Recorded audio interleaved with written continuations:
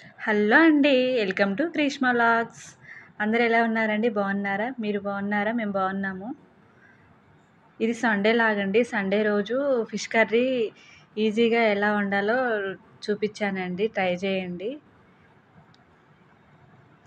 2 onions మిడిల్‌లో cut చేసుకొని 2 table spoon oil వేసుకొని ఆనియన్స్‌ని ఫ్రై చేసుకోవాలండి.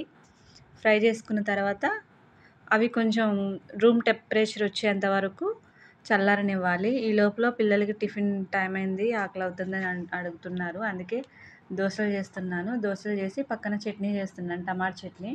బాగుంటుందండి టమాటా చట్నీ దోసల్లోకి. రోజు పల్లి చట్నీ ఏం తింటాంలే అనేసి ఇంక ఇది ఈరోజు సండే కదా, టైం ఉంటుంది కదా అనేసి ఇది చేస్తున్నాను.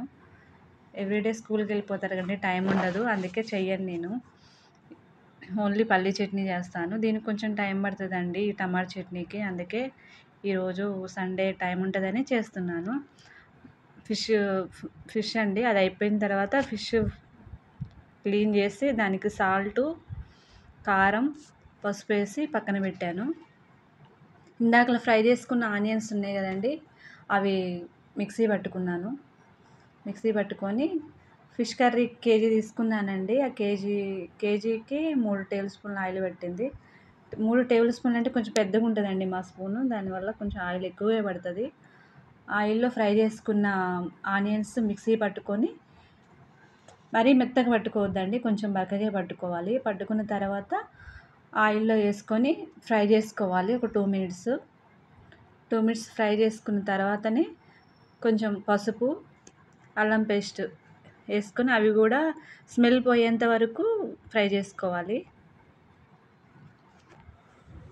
ఫ్రై అవుతున్నాయండి, కొంచెం గోల్డెన్ బ్రౌన్ వచ్చినాయి, చూసారు కదండి. అట్లా ఆ కలర్ వచ్చిన తర్వాతనే అల్లం పేస్ట్ వేసుకోవాలి. ముందే అల్లం పేస్ట్ వేసుకుంటే మాడిపోతుందండి. అందుకే నేను కొంచెం ఫ్రై అయ్యాకనే వేసుకుంటాను, ఆనియన్స్ ఫ్రై అయ్యాక. ఇలా ట్రై చేయండి, బాగుంటుంది టేస్ట్. అన్నీ కలిపి చేస్తారు కదండి, దానికంటే ఇది బాగుంటుంది. ఒకసారి ట్రై చేయండి.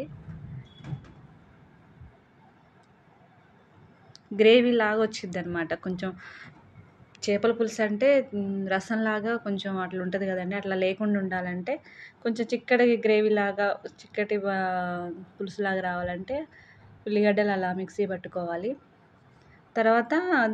దీని తర్వాత టమాటాలు కూడా మిక్సీ పట్టి వేసుకోవాలండి. నేను మర్చిపోయాను, తర్వాత వేసాను టమాటాలు. మీరు మాత్రం ఫస్టే మిక్సీ పట్టుకొని ఆనియన్ ఫ్రైలో వేసేసుకోండి. అలా అయితేనే గ్రేవీ చిక్కగా వచ్చిద్ది.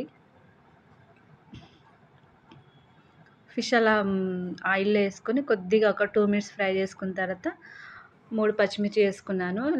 టమాటాలు అయితే నేను ఫస్ట్ మర్చిపోయానండి, అందుకే తర్వాత వేసుకున్నాను. అయినా సరే పులుసులో మగ్గినాయండి, మంచిగా మెత్తగా అయిపోయినాయి. చింతపులుసు పోసుకున్నానండి. చింతపండు కొంచెం నానబెట్టి